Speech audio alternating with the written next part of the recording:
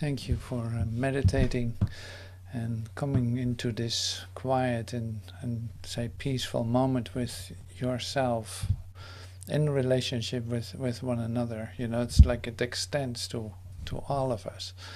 So that is so lovely by doing this. I love that. So great. So continuing with the Incorruptible Body class seminar. So the title of today's of the subject of today's class would be mistaken identity, and this was a bit where we started last week with too. So we will refresh your memory a little bit. So mistaken identity is like, what was that again? Oh yeah, wait a minute. I really think as a human being, I think that I'm in an objective world with objects, with me walking around in a dream, and me being separate from all kinds of other objects that have influence on me.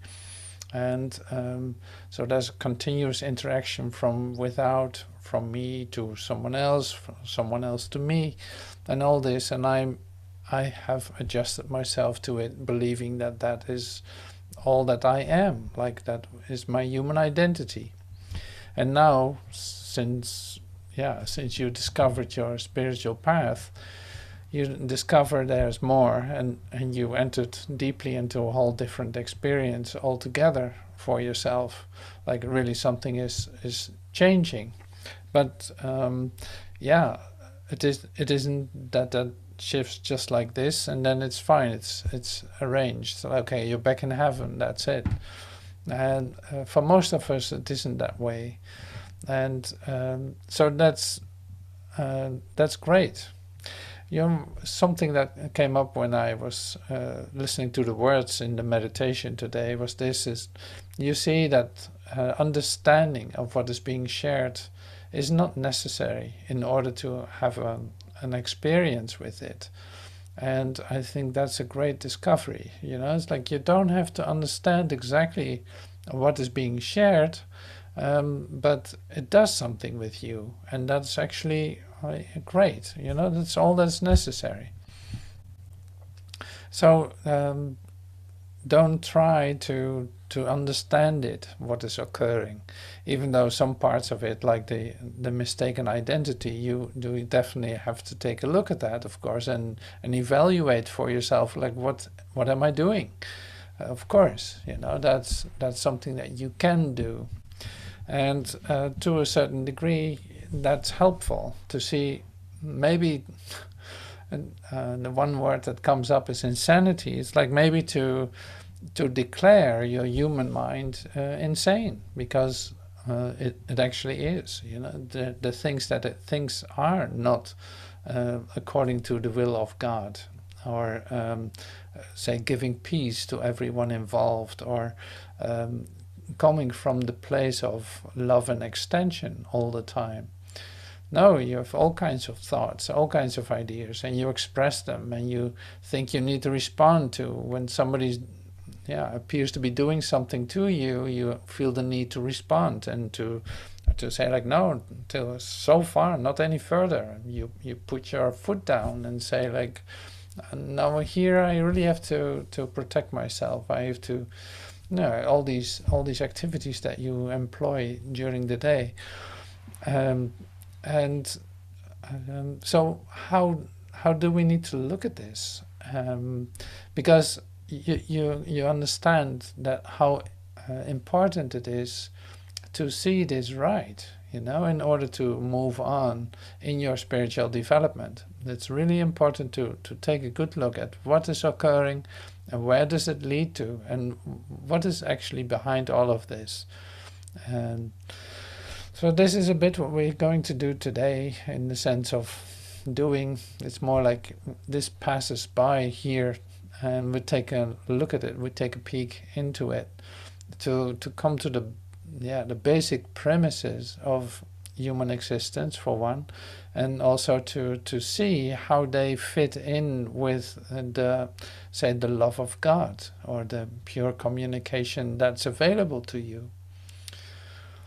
Just sharing beautiful words isn't it, that is not it.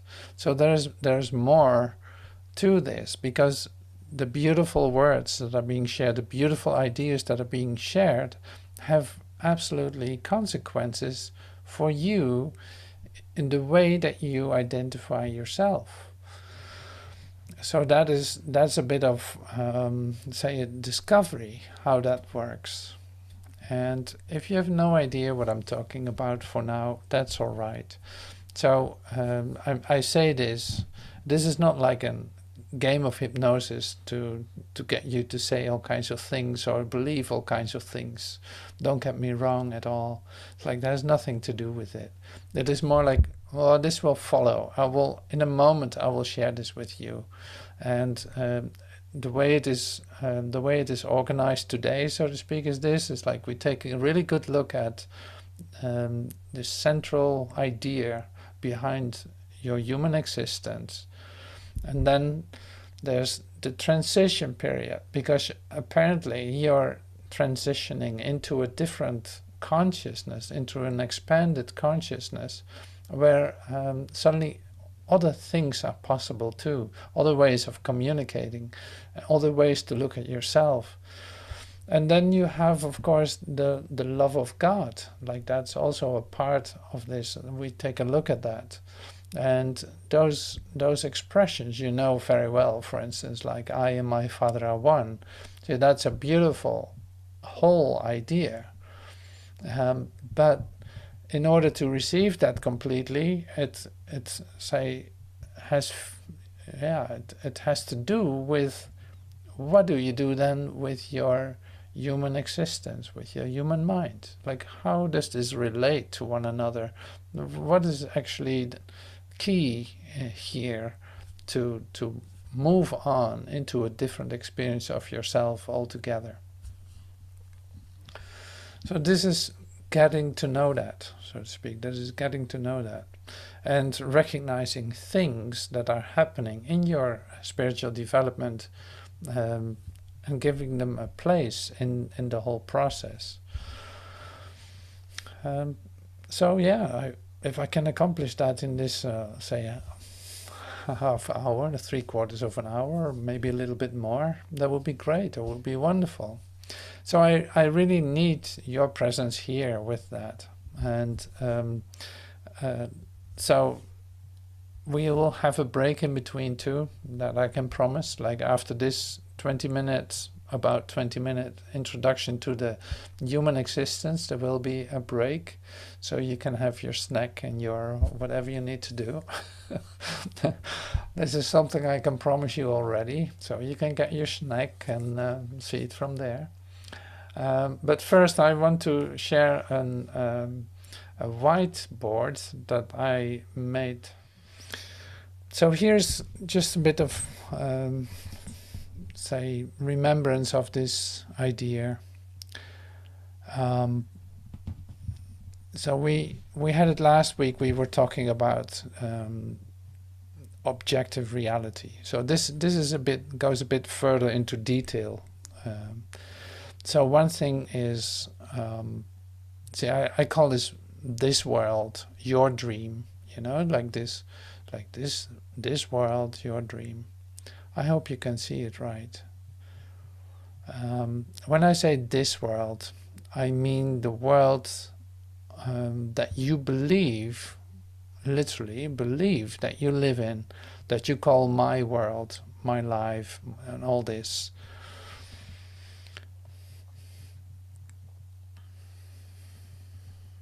So I'm just letting you look at this for a moment.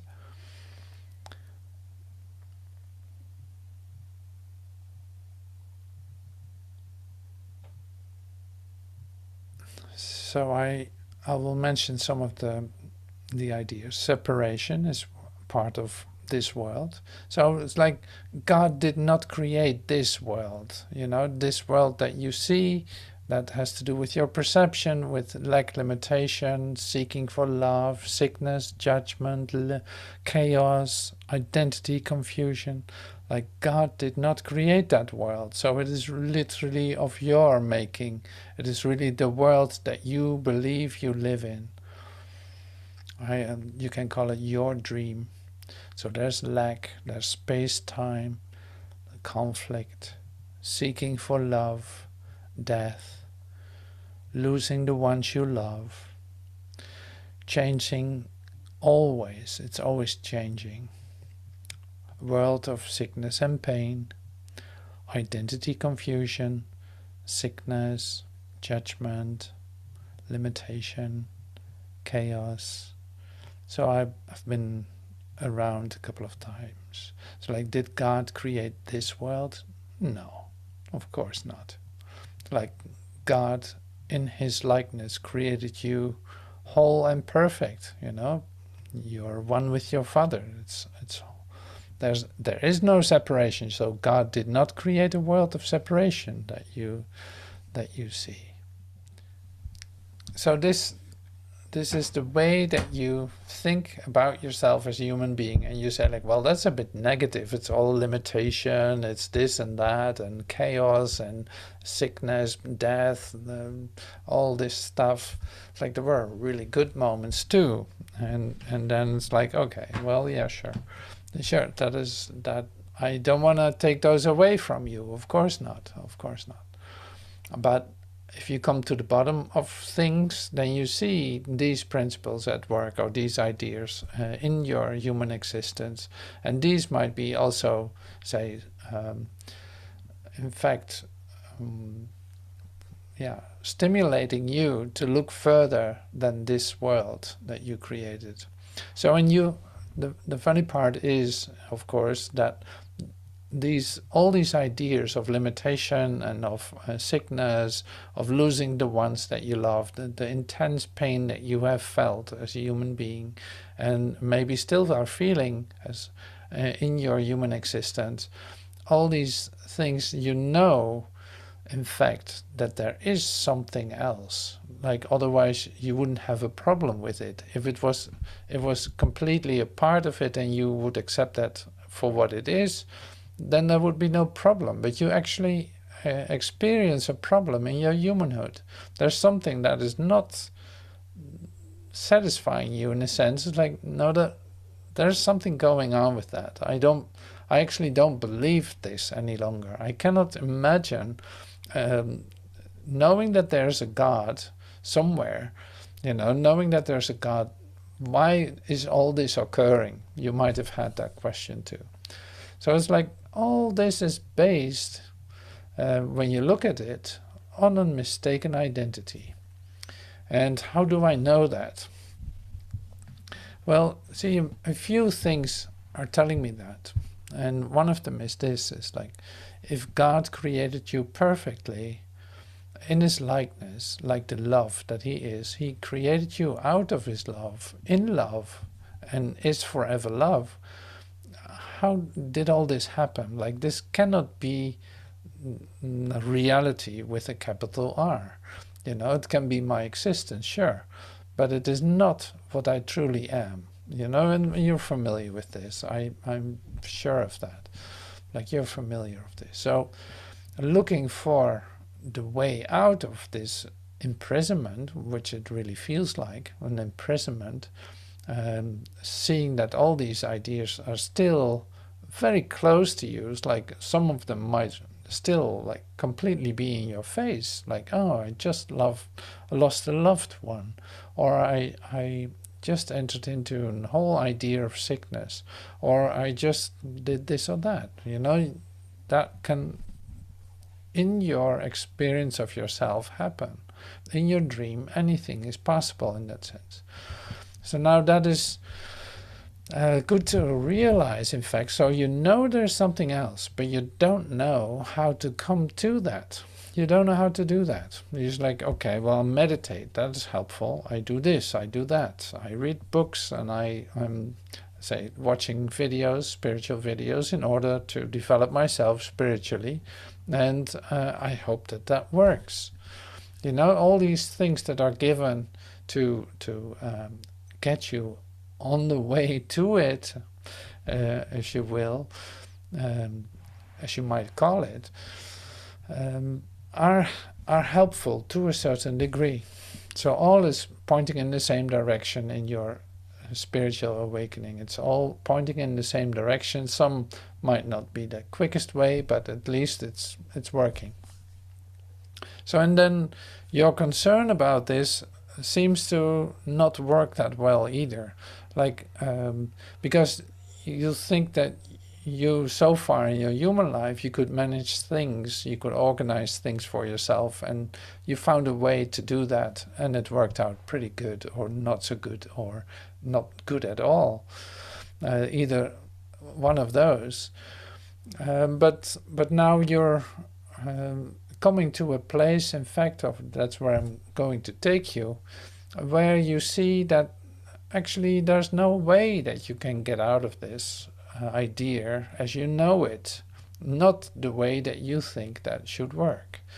So even for getting out of this, to stop this, say this law of man, and shift into the law of God, of love, that would be, that is something that you cannot do, that you cannot work out in yourself. You can't work that out. And that might be very frustrating to you, because you think like, well, I don't seem to be able to do this altogether.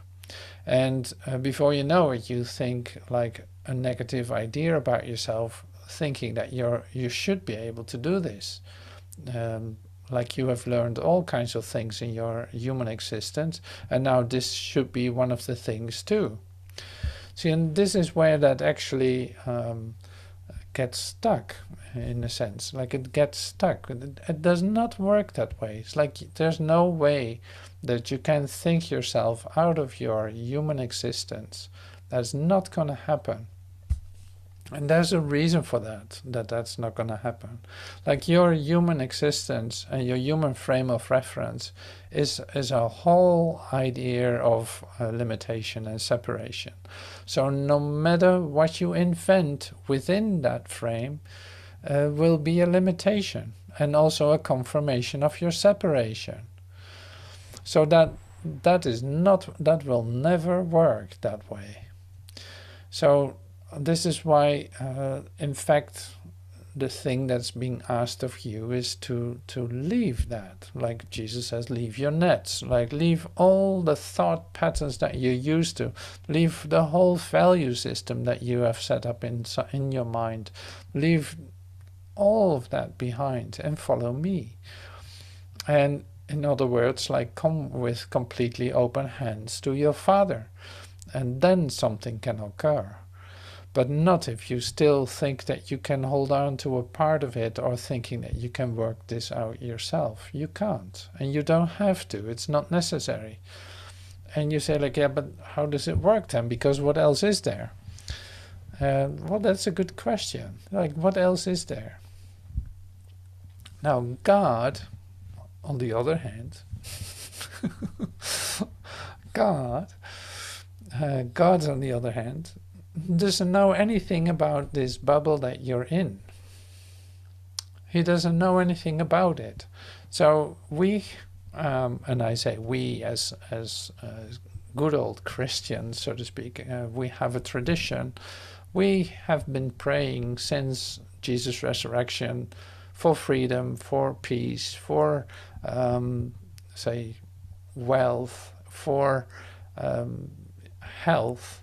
All these things we have been practicing, and we have been praying for that and paying for that, and setting up all kinds of churches and all this in order to facilitate a way to make this work, to come to an illumination, in fact, of mind through the human limitation.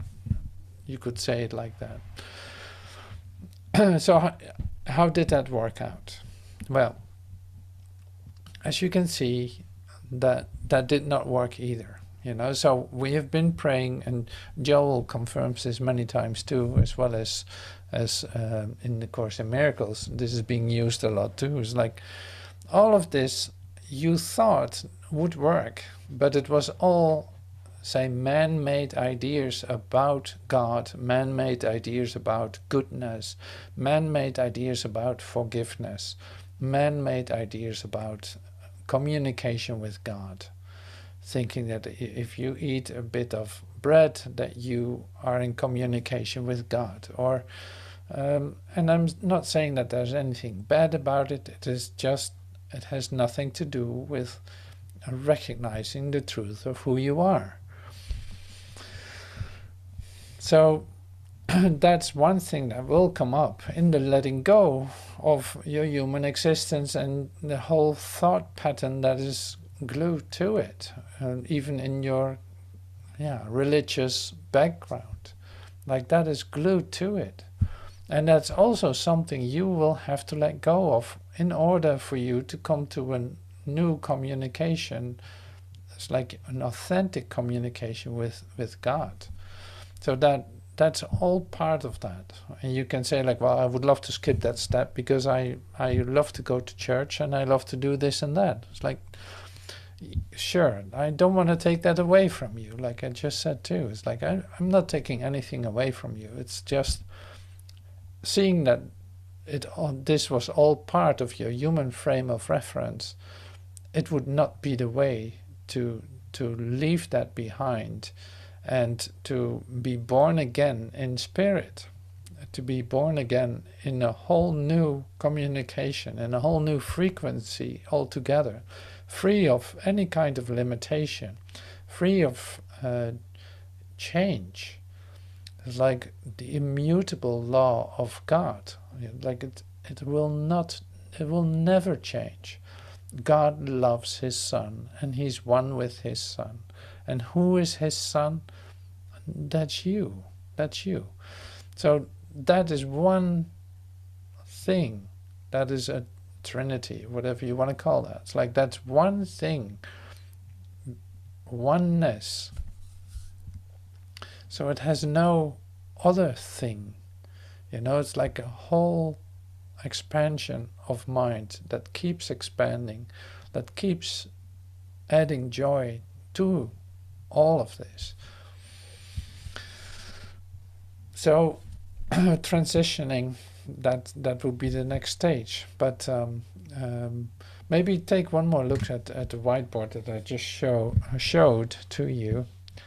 So you see, this is your world: chaos, limitation, judgment, identity, confusion, all these things. It's amazing. It's like that's all part of your human existence. So I want you to take a really good look at this. That's why I bring it back up.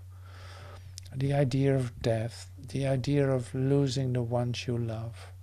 Like, do you really think that God would do that to you, that you lose the ones you love? Or that you have to seek for love, or that such thing as conflict exists? Is there conflict in the mind of God? No, of course not.